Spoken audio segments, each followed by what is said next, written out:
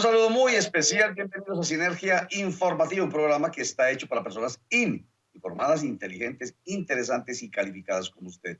Información política y administrativa que es de interés de todos. Lo ocurrido el domingo 13 de marzo, cuando se eligió el nuevo Congreso de la República para el periodo 20 de julio 2022, 20 de julio del año 2026. Las decisiones que se tomaron al interior de las coaliciones Pacto Histórico, Centro Esperanza y Equipo por Colombia, todo eso pareciera como que se fuera quedando por allá lejos, pero no. Ojo que lo ocurrido allí es lo que precisamente hay que empezar a mirar con ojo clínico para que entendamos más lo que pasa políticamente en nuestro país y nos amañemos más, nos animemos más a participar. Por eso hemos invitado nuevamente al analista político Miguel Jaramillo Luján, el CEO de Marketing Político y Gobierno. Miguel Jaramillo, gracias por aceptar nuevamente esta invitación. Roger, un placer. Gracias a ti por esta invitación tan cordial de poder estar nuevamente acá en Sinergia Informativa, de nuevo revisando este tema que se mueve a una velocidad impresionante, sí, y más aquí en la ciudad de Bogotá. Bueno, tan se mueve que no habían pasado 24 horas cuando el candidato único por el Partido Centro Democrático, Óscar Iván Zuluaga, tomó la decisión de declinar a su aspiración y adherir a Federico Gutiérrez, a quien le fue muy bien. Eso lo analizamos ayer con Juan Carlos Velázquez Estrada. Le fue muy bien en su coalición Equipo por Colombia. Miguel, inteligentes, interesantes y calificados televidentes e internautas, rápidamente escuchemos un segmentico de la decisión tomada por Óscar Iván Zuluaga para que la analicemos. Aquí está. En vista de los resultados electorales del día de ayer y de la necesidad de unidad por el bien de Colombia, he tomado la decisión personal de renunciar a la candidatura presidencial por el Centro Democrático para acompañar la aspiración de Federico Gutiérrez. Lo hago sin cálculos políticos ni burocráticos, sin esperar nada a cambio y con sincero entusiasmo. El partido queda así en la libertad de tomar las decisiones institucionales que juzgue oportunas. Quiero expresar mi sincera gratitud a las personas que me han acompañado en esta aspiración, a mi familia, a mi extraordinario equipo de campaña, a Alicia Eugenia Silva y los compañeros de partido que me han ofrecido su respaldo generoso. Un mensaje final a todos los colombianos. Solo unidos podemos preservar la democracia y la libertad. Bueno, Miguel, ¿qué le suscita pues a este nuevo acontecimiento? Roger, pues yo desde el viernes lo venía diciendo, la candidatura de Óscar Iván Zuluaga era un cascarón sin huevo, porque uno veía los diferentes matices, las aspiraciones de Cámara, Senado, las figuras más importantes del Centro Democrático y del uribismo, adherir a Char, adherir a Federico, adherir a Barguil en diferentes regiones del país. Entonces uno veía a un Óscar Iván Zuluaga cada vez más solo, cada vez más desafortunado. Lo de la vicepresidenta y la forma en la que la vicepresidenta sale a decir que no quiere tener nada que ver con el Centro Democrático fue demoledor para las bases de ese partido. Entonces yo creo que no le quedaba más remedio. El asunto es que lo hace a título personal, pero estoy totalmente seguro que el 90 y tanto % de los colombianos interpretan que el uribismo se colgó ya en la candidatura de Fico Gutiérrez. Hoy a las 2 de la tarde aquí en Bogotá va a tener lugar una reunión del expresidente Uribe, la directora de su partido, los congresistas activos, los electos, para poder tomar una decisión. Pero pues a mí me parece que todos los caminos conducen a Fico. Todos los caminos conducen a Fico, no hay duda sobre eso. Y recordemos que siempre se dijo desde mucho antes, incluso de que se tomara la decisión mediante encuesta, que sería Óscar Iván Zuluaga el candidato único por el Partido Liberal, encuesta que además generó al interior del Partido Centro Democrático también todo un montón de resquemores. En fin, la persona Federico Gutiérrez siempre estuvo metida en los mentideros políticos y periodísticos, en los analistas políticos del país. Sí, indudablemente, yo creo que estuvo ahí, estuvo presente, y lo que uno se pregunta es qué hubiera pasado en estas instancias si María Fernanda Cabal termina siendo la elegida. ¿Qué hubiera pasado con ella como candidata? ¿Estaría en este momento, digamos, quizá mucho más notoria de lo que está Óscar Iván Zuluaga, más respaldada por el uribismo puro y duro. La votación que uno ve en el exterior, por ejemplo, de María Fernanda Cabal y en ciertas zonas tradicionalmente uribistas, Córdoba, Antioquia, Eje Cafetero, es bastante fuerte. Entonces, en esos escenarios, pues uno ve esa situación. La otra pregunta que uno se hace es qué tanto le conviene a la campaña de Federico Gutiérrez uribizarse tan rápido. Digamos, vamos a ver a Óscar Iván y al uribismo salir a recorrer el país con Federico Gutiérrez. El rival perfecto para Petro es el rival que más encarna el uribismo. Es la antítesis de lo que ellos quieren derrotar y como ellos perciben la realidad política. Entonces, no es bueno, síntesis, no es bueno que se uribice, como dice usted, la campaña de Federico Gutiérrez. No, Roger, yo creo que la figura del expresidente Uribe está sufriendo un desgaste notorio en diferentes regiones del país. En la misma Antioquia fue evidente, sobre todo por el tema de cámaras. Yo creo que la gran pérdida del Centro Democrático el domingo no se da tanto a nivel de Senado como sí a nivel de Cámara de Representantes, primero que todo.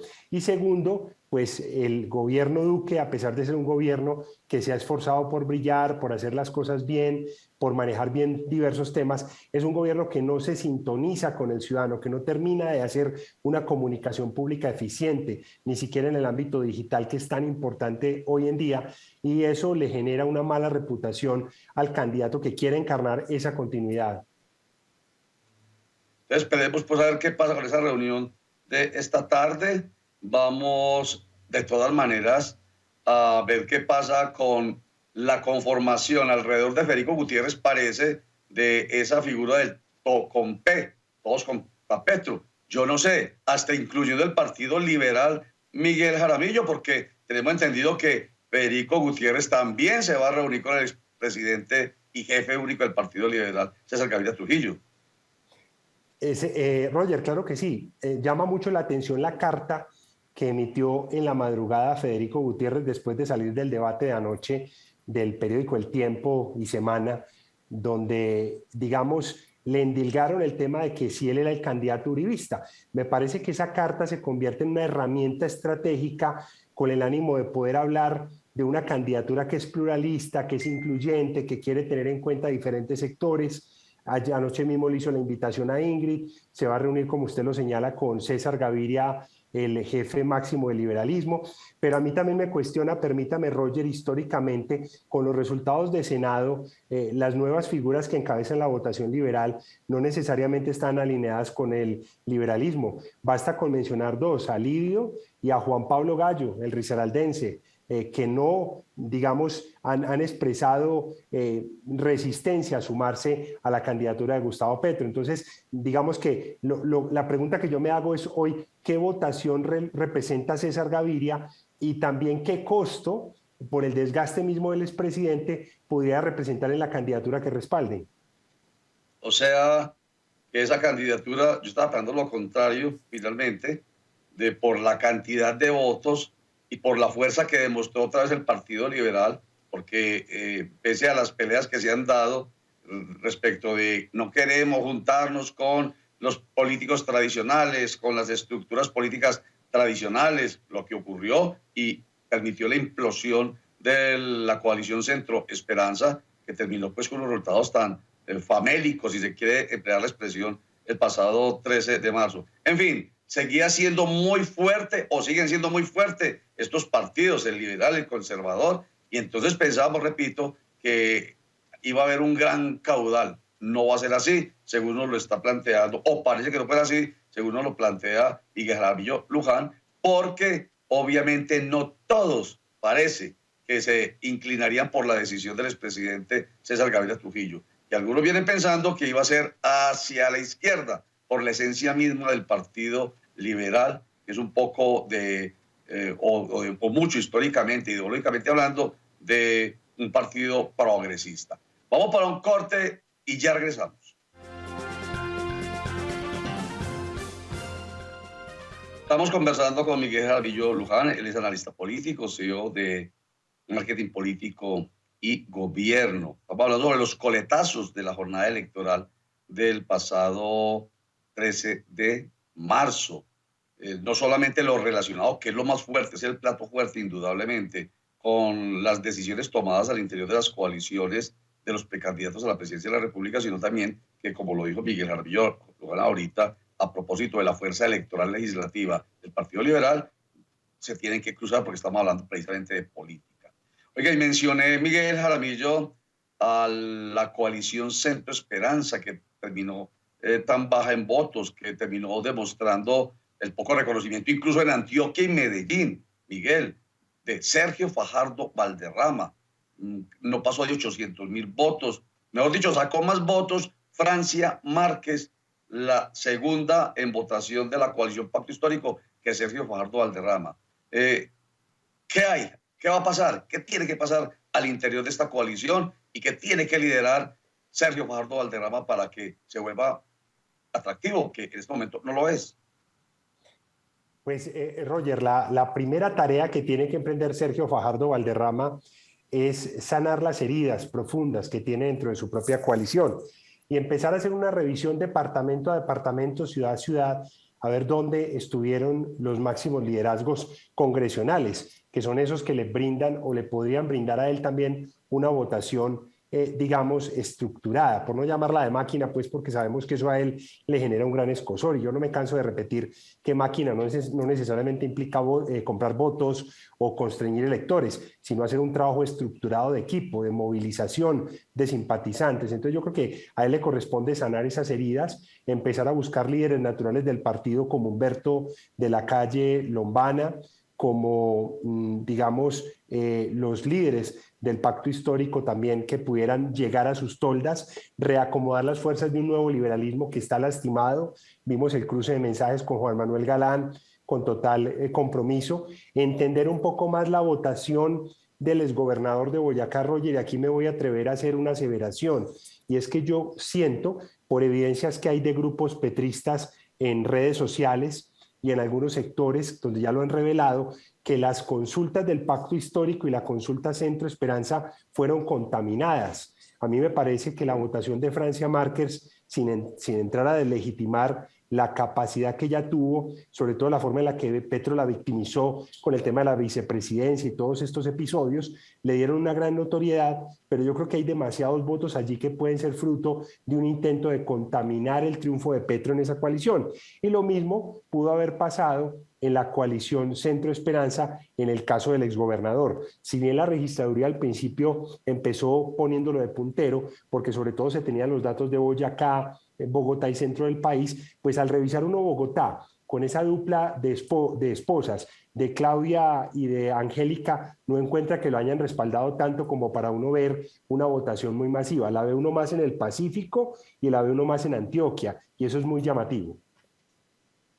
Pero estamos hablando de ver más en el Pacífico de Antioquia. ¿La votación de quién? ¿De Amaya? ¿De Carlos Amaya? De Amaya, sí señor, más notoria en el Pacífico y en Antioquia de lo que puede ser en Bogotá, porque él tiene muchos más votos en Bogotá. Definitivamente en Boyacá barrió muchísimo y es natural. Uno cuando empieza a revisar las ciudades y empieza a ver cosas tan notorias en regiones como estas, empieza a ver que hay una influencia allí de sectores en los que él no hizo tanta campaña. La campaña de él no se concentró ni en Antioquia ni en el Pacífico. Entonces es muy llamativo ese tipo de voto, Roger. Perfecto. 451.122 votos de Carlos Amaya. Entonces eso quiere decir, si se contaminó, que es lo que usted viene planteando en Sinergia Informativa desde hace varios días con estas elecciones interpartidistas, quiere decir que entonces el Centro Esperanza hubiera sacado mucho menores votos de los que sacó. La coalición Centro Esperanza pudo haber tenido muchos menores votos de los que hoy sacó, perdón, y también pudo haber pasado con la misma del pacto histórico. Lo que pasa es que dentro del pacto histórico hay que tener presente que allí no votaron todos los petristas. Yo estoy seguro que los petristas se distribuyeron por las otras dos coaliciones, teniendo tan claro que Petro iba a ser el ganador. Es que eso para nadie es un secreto. Y créame que hay evidencias de las conversaciones en chats, de conversaciones en grupos donde invitaban a votar, a contaminar la Centro Esperanza con el exgobernador de Boyacá y a contaminar incluso con Barguil y con Char y otros para evitar un triunfo más contundente del que tuvo Federico Gutiérrez. Bueno, me da aquí la oportunidad de hablar sobre este tema de las maquinarias que usted acaba de mencionar, Miguel Jaramillo. Ese miedo o esa rabia o ese cínico escozor, y permítame que utilice la palabra cínico, porque así me suena realmente y suena opinión, con las organizaciones políticas cuando así funciona. Una cosa es el pragmatismo necesario en política, usted me dirá si sí o si no, y otra cosa es el idealismo en política, que representa nada o muy poco, para no ser tan exagerado, políticamente hablando. Porque, por ejemplo, el más idealista de todos, con Fajardo, es precisamente Jorge Enrique Robledo. Y mire la votación de él, ¿para qué le sirve 161.176 votos ideales? No, lo de Jorge Enrique Robledo es un tema que lo cataloga igual que Alejandro Gaviria en grandes perdedores de la jornada, porque incluso cuando uno cruza esa votación con los temas de Senado, se encuentra que hay un declive, digamos, políticamente. Y cuando uno ve la inversión que hizo un Alejandro Gaviria en publicidad, pues ve cifras importantes en ciertas regiones donde hizo un gran esfuerzo, pero otras que no le respondieron definitivamente. ¿Qué tanto le pudo haber pesado la máquina? El asunto es, usted lo plantea, el idealismo y el pragmatismo.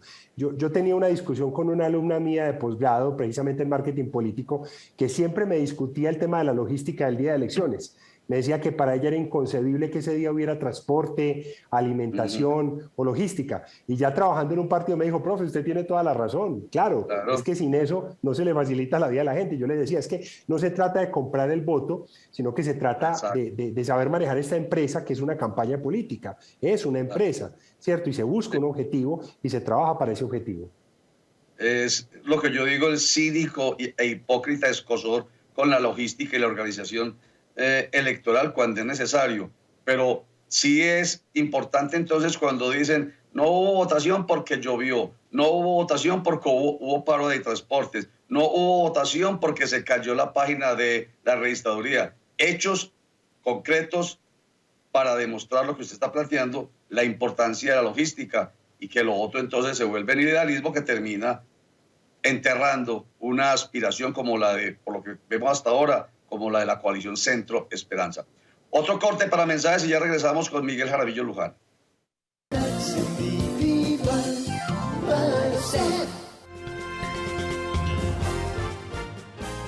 Miguel Jaramillo Luján, analista político. Bueno, viene hasta este viernes próximo el plazo para inscripción de las fórmulas vicepresidenciales. Y todavía nadie como que se atreve a mencionar nombres. Es que es tan importante definitivamente ese nombre de esa fórmula vicepresidencial, Miguel.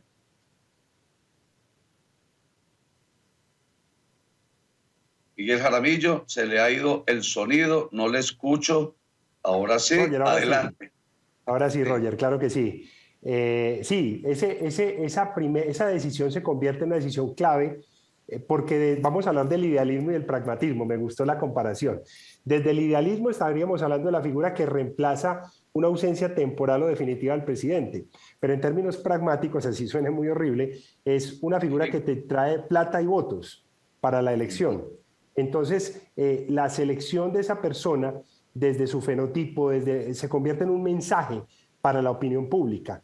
En ese orden de ideas, a Federico Gutiérrez hoy le convendría una mujer negra del Pacífico o una mujer antioqueña, incluso de centro-derecha.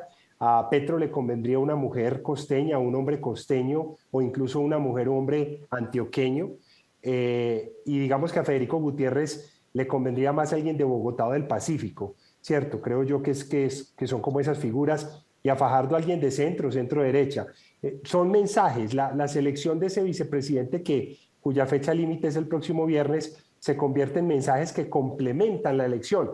El gran problema, me parece a mí, a esta altura del paseo lo tiene Gustavo Petro. Pues Gustavo Petro tiene casi que la obligación de traer a Francia Márquez por el caudal electoral que obtuvo más allá de cómo lo haya obtenido. Y eso trae un voto de yo con yo, un voto que es endógeno. No le suma mucho hacia afuera. Pero usted dijo ahorita algo y aquí de alguna manera lo reitera, no obstante cómo haya obtenido esos votos. Pero de alguna manera ellos saben que entonces, si es como usted lo dice, yo la verdad no lo había pensado, que es un voto resultado de la contaminación, o sea, la inflaron. Entonces eso pragmáticamente no funciona. Mejor dicho, se suma al pragmatismo de Petro de la necesidad de sumar con votos y, como usted dice, con plata, aunque suene feo, pero pragmáticamente hablando, con alguien más por fuera, no endógeno. Así es, y explico lo de la plata porque efectivamente suena feo, pero las campañas políticas de presidencia son unas máquinas que tienen que sostener una estructura de gerentes, operarios, equipos de comunicaciones, equipos logísticos de tierra, aire. El día de elecciones vale 16 veces lo que vale un día de recta final. Entonces el combustible de la financiación también agota candidatos. Y vamos a ver de aquí al 29 el 29 de mayo que varios candidatos se van a quedar en el camino, precisamente porque las encuestas van a desestimularle la financiación y van a dejarlos en el camino y va a afectar eso su aspiración. A mí me encanta utilizar, Miguel, dos palabras que ya las he utilizado dos veces y voy a hacerlo por tercera vez, las palabras cinismo e hipocresía, para hablar de eso precisamente, que a uno le da como cierto sustico hablar de plata, como usted lo plantea, y se excusa, pero es que es así, con tal de que la plata no sea mala vida, con tal de que no venga de financiadores non santos, por supuesto, y por supuesto, con tal de que no supere los topes, mucha plata se necesita para sacar adelante una campaña política, eso tiene vuelta de hoja. Bueno, Miguel Jaramillo Luján, entonces hasta el viernes hay plazo para ello, y usted cree que de pronto pueda cambiarse la balanza con una figura vicepresidencial que no sea la apta o acertada como usted plantea. ¿Usted cree que, por ejemplo, que a Petro eso le afectaría lo que las encuestas ha venido demostrando de su alcance, aunque techo tenga, y lo que además demostró con las elecciones de consultas del domingo? Roger, este domingo pasado tuvimos un 45% de participación por un 55% de abstención. Si yo me ciño a las cifras de hace 4 años de primera vuelta, en la primera vuelta del 29 de mayo vamos a tener a la inversa, un 55% de participación por un 45% de abstención. Es la media, es el comportamiento típico del elector. Eso en promedio, con un crecimiento razonable, estamos hablando de 2.100.000 votos que están faltando para primera vuelta. ¿Dónde van a caer esos 2.100.000 votos? En la mayoría de las veces un voto que es indeciso, un voto que es apático, un voto que sale más en medio de las emociones fuertes, de la rabia, del odio, de la resistencia, del voto castigo. Yo creo que la figura vicepresidencial sí cuenta como mensaje en los casos de Fajardo y Federico, pero por el estilo mismo de la campaña, por el endiosamiento del candidato, por la figura que significa Gustavo Petro, yo creería que lo que hay que buscar es un personaje, hombre o mujer o de otra condición sexual, que no le reste votos, ¿cierto? Que no le reste votos, que le sume de una u otra manera en sectores como la centro derecha, que sería el reto que él tiene para poder ganar en primera vuelta. Porque yo me ratifico en algo, y es que Petro tiene una gran opción de ganar en primera vuelta, pero depende cómo mueva sus fichas y cómo busque en otros nichos que no sean el nicho propio. Y un último comentario corto de 30 segundos a lo máximo sobre esto mismo, precisamente. Todos contra Petro, unidos alrededor de Federico para que no gane en primera vuelta, o al contrario, como dice Juan Carlos Velázquez, es mejor que se tamicen los votos para que sea más difícil llegar al 50% más un voto por parte de Petro. Yo siento que la estrategia va a ser colegiada, indudablemente, entre la centro derecha. No veo una conversación entre la centro izquierda de Fajardo y la derecha para ese tipo de temas, pero ya pasó en Ecuador y en Perú, y es que esa diseminación hace que ya Petro esté en segunda vuelta y el que vaya a pasar va a pasar con un porcentaje muy reducido. Todo depende de cómo se trace la estrategia. Creo que a Federico Gutiérrez le conviene más la atomización que la dispersión. A Fajardo, en cambio, le conviene más la dispersión. Miguel Jaramillo Luján, analista político, CEO de Marketing Político y Gobierno, gracias por estar con nosotros. Siempre, de verdad que muy apropiado para que la gente entienda este tema tan importante que tiene que ver con todos, el tema político. Muchas gracias, Miguel. Gracias a ti, Roger, por la invitación. Un saludo para todos. Felicidades. Gracias, señor. Y sigan ustedes muy pendientes de Sinergia Informativa para que vamos estructurando más esta mente llena incluso de mucho cinismo e hipocresía que a veces nos embolata. Porque participamos conscientemente si tenemos buena información. Gracias.